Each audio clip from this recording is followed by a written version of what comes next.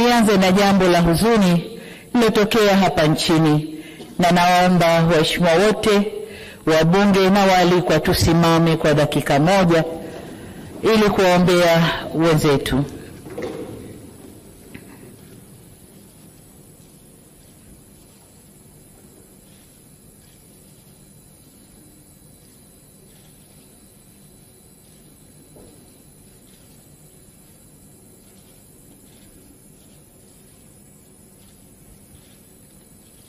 Waheshimiwa, tukae, tumwombe Mwenyezi Mungu aziweke roho za waliopoteza maisha kwenye vurugu zilizotokea tarehe 29 siku ya uchaguzi hapa nchini kwetu. Mungu awape malazi mema ya amani. Amen. Mimi binafsi, waheshimiwa wabunge, nimehuzunishwa sana na tukio lile.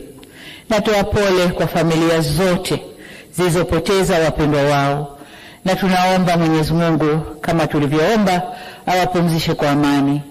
Aidha, kwa majeruhi tunawaombea wapone kwa haraka, na kwa wale waliopoteza mali zao tunawaomba wawe na stahamala na uvumilivu. Serikali imechukua hatua ya kuunda tume ya kuchunguza yaliyotokea, yani inquiry commission, ili tujue kiini cha tatizo.